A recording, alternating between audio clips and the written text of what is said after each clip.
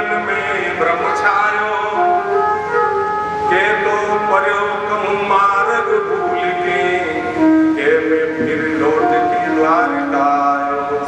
भगवान झोपड़ी थी, वहाँ द्वारिका जैसे महल है, सोच रहे भैया की रास्ता भूल के दोबारा द्वारिका में आ गई। सुदामा जी याद कर रहे हैं कि भवन मिलो किवे को मन लोचत, भवन मिलो किवे को मन लोचत, सोचत ही सब गाम मझायो, पूछत सुदामा फिरे सब सो, पर झोपड़ी को खोज न पायो। इतनी देर में तो आरती का थाल लेकर के सुशीला आ गई।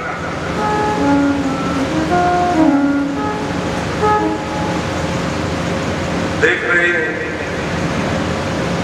और सुशीला के मुख से निकल गया, नाथ ये जो देख रहे हो ना, ये सब आपके भजन का प्रभाव है। आप रात दिन भजन करते हो ना, उसका प्रभाव है। सुनते ही सुदामा जी के आंसू आ गए, रोते रोते कहने लगे, सुशीले अब कह दिया सो कह दिया, भविष्य में ऐसा कभी मत बोलना। ये मेरे भजन का प्रभाव नहीं है, ये मेरे मित्र द्वारिकाधीश की कृपा का फल है। प्रभाव कृपा का है, पुरुषार्थ नहीं, केवल उसकी कृपा से। कृपा की न होती जो आदत तुम्हारी, सुनी ही रहती अदालत तुम्हारी। न हम होते मुल्जिम न तुम होते हाकिम, किस दिल में होती हिफाजत तुम्हारी। कृपा की न होती जो आदत। भगवान का कृपा करने का स्वभाव है।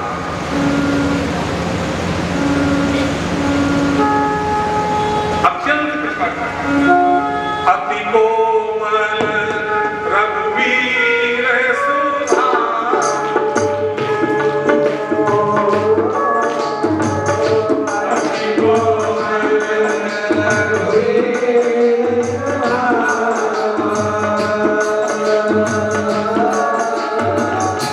अति कोमल रघुवीर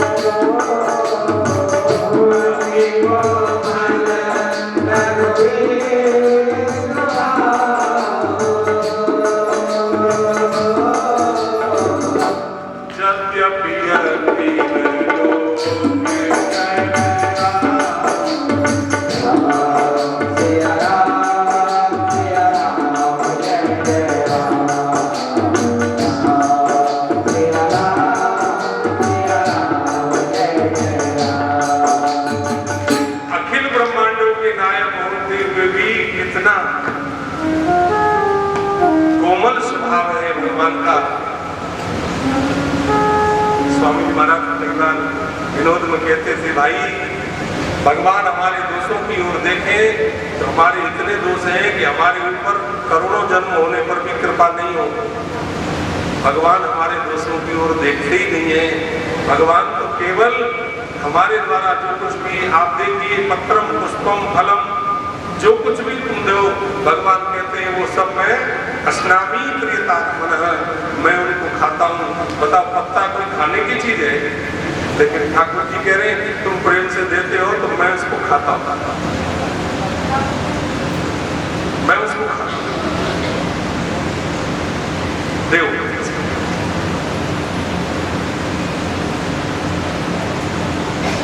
सबसे ऊंची प्रेम सदा, दुर्योधन की मेवा त्यागे साग दुर्गर, सबसे ऊंची प्रेम। प्रेम के बस पारत रथ हांक्यो, भूल गए ठकुराई। ठकुराई सेवा करने में इनको बड़ा रसा। सुदामा जी महाराज ने कहा, सुशीले सुन ले, ये सब दिया है ना, मैं इसे स्वीकार नहीं करूंगा कि सुख संपत्ति परिवार बढ़ाई, ये सब राम भगत की इबादत, मैं इसको स्वीकार नहीं करूंगा।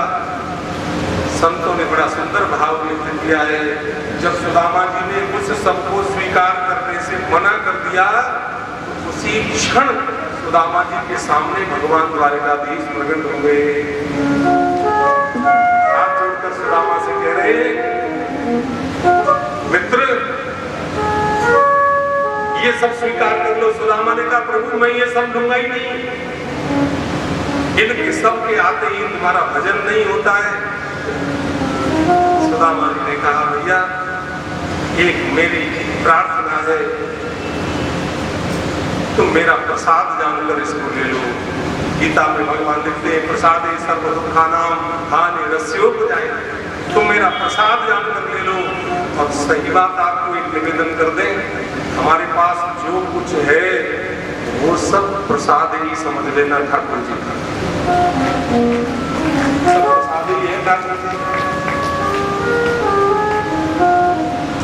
अगर प्रसाद जानेंगे तो क्या होगा और अपना जानेंगे तो क्या होगा। देखो आप यहाँ 4 घंटे 5 घंटे बैठ के कथा सुनते हो, मन में ऐसा विचार आता है कि वो बिजली फालतू जल रही है, उसको बंद कर दो, नहीं इसका बिल हमें देना पड़ेगा। बताओ, नहीं आता? घर में जल रही हो तो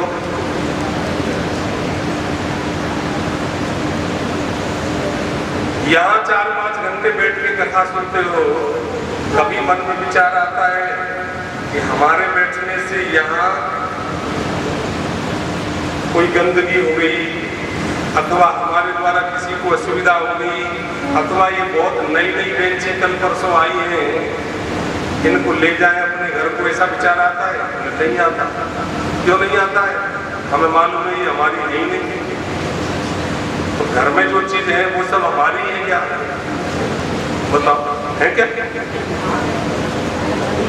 यही भाव, जैसे कोई कर्मचारी दफ्तर में काम करने जाता है, तो दफ्तर में काम करने जाता है तो वहाँ मेज भी है, वहाँ कुर्सी भी है, वहाँ पंखा भी है, वहाँ एसी भी है। तो कभी उसको मन में ये भाव रहता है कि ये मेरे काम करने आए थे, 6 घंटे 7 घंटे काम कर लिया, अब हम अपने घर चले गए। ये संसार और है क्या? वही है, वही है। ये चर्चा आपसे करी थी, फिर आपको थोड़ा सा स्पष्ट कर दे। ये संसार सही पूछो ना तो एक कबड्डी का खेल है। बोलो राधे राधे। कबड्डी का खेल देखा आपने खेलते हुए खिलाड़ियों को? हाँ, 5-7 खिलाड़ी एक पाले में, 5-7 खिलाड़ी एक पाले में। और इधर से देखो, अब एक चीज सुन लो ठीक से, बहुत बढ़िया समझ में आ जाएगा।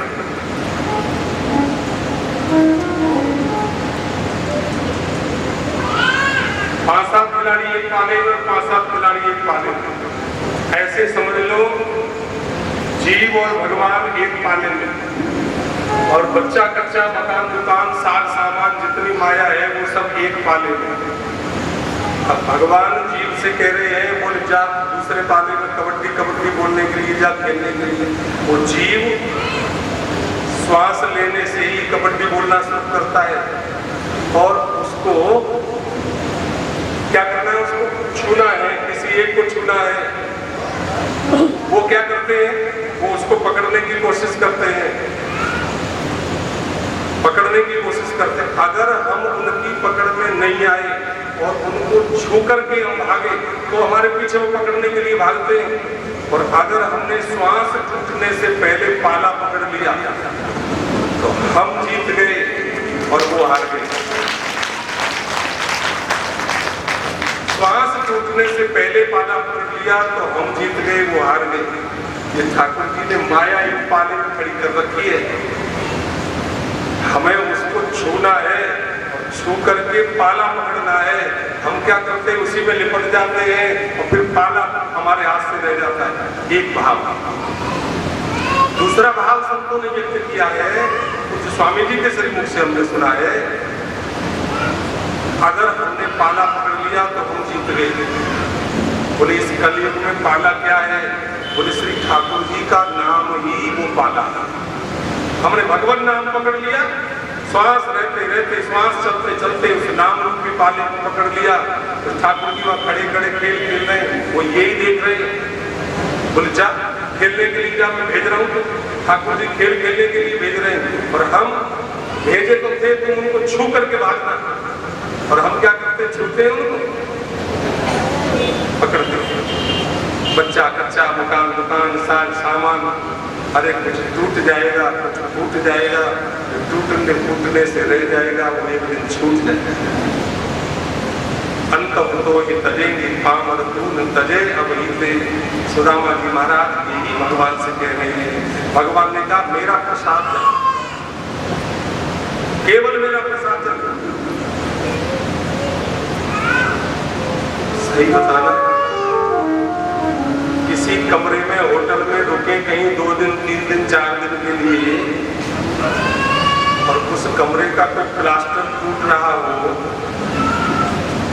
खिड़की का कांच टूट रहा हो, तो बताओ हम वहाँ 2 दिन रह रहे हैं उस कमरे में, खिड़की के कांच को सही करवाएंगे कि नहीं करवाएंगे?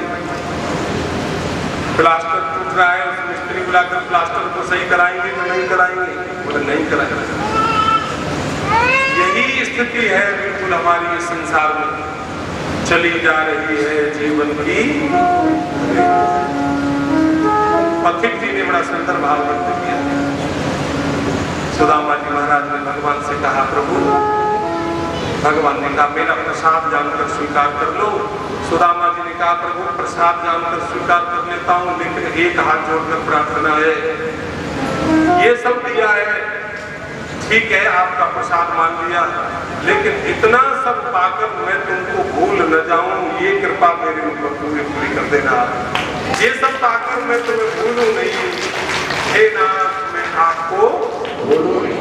हाथ हे नाथ मैं आपको भूलूं नहीं, मैं आपको भूलूं नहीं। हे मेरे नाथ मैं आपको भूलूं नहीं, मैं आपको भूलूं नहीं नाथ, मैं आपको बस।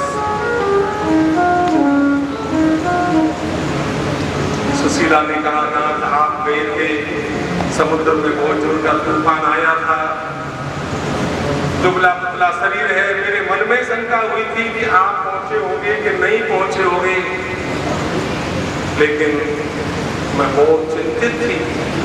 दीपक मंद मंद जल रहा था, और ऐसे संध्या के समय एक छोटे से बालक ने मेरा द्वार खटखटाया, और द्वार खटखटाकर मैंने द्वार खोला, तो वो बालक मेरे से बोला भाभी चिंता मत करना, सुदामा भैया बिल्कुल बढ़िया तरह द्वारिका पहुंच गए हैं, आपने जो प्रसाद भेजा था ना वो प्रसाद बहुत स्वादिष्ट था, बहुत बढ़िया लगा। ऐसा कहते ही वो बालक अंतर ध्यान हो गया। सुशीला कह रही नाथ जब वो बालक अंतर ध्यान हो गया ना, तब मुझे पता लगा कि वो बालक कोई और नहीं था, स्वयं द्वारिकाधीश ही मेरे द्वार पर, स्वयं वो परमात्मा मेरे द्वार पर आए थे। और भाई भगवान तो हमारे द्वार पर रोज ही आते हैं, बोलो राधे राधे, रोज आते, एक भी दिन ऐसा नहीं जिस दिन ठाकुर जी हमारे द्वार पर रोज नहीं आते हो। तुमको भूलूं अब नहीं नाथ दास पर ऐसी दया करो, आप अनंत जन्म की माता, चाहूं स्वर्ग नरक में डारो, चाहूं सुख तो दुख मत डारो, पर आप अनंत जन्म की माता, चढ़े रहो चित ऊपर मेरे कबहू न लाई करो, तुमको भूलूं अब नहीं नाथ दास पर ऐसी दया करो, ऐसे कृपा करो। सुदामा जी की सुंदर कथा भगवान सुखदेव जी ने वर्णन की। परीक्षित भगवान सुखदेव जी कह रहे राजन आज भक्त और भगवान की परीक्षा हो गई।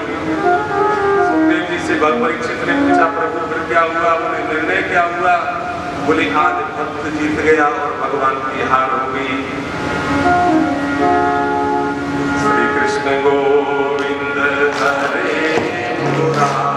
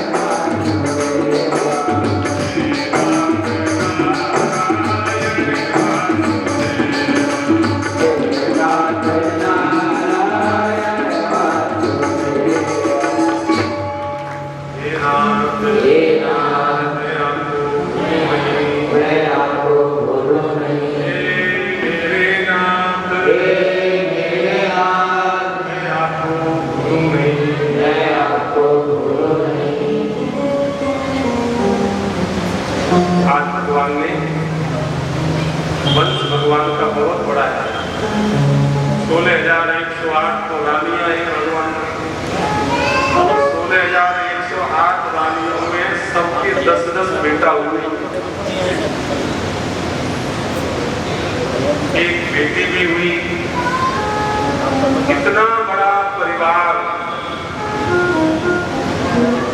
भगवान आए हैं परित्राणाय साधूनां विनाशाय च दुष्कृतां पृथ्वी का भार हल्का करने के लिए, लेकिन आज भगवान का अपना खानदान ही पृथ्वी पर भार बना हुआ है। क्यों? क्योंकि उचित शिक्षा भगवान यदा कदा देते हैं, लेकिन उसके बावजूद भी वो ध्यान नहीं देते।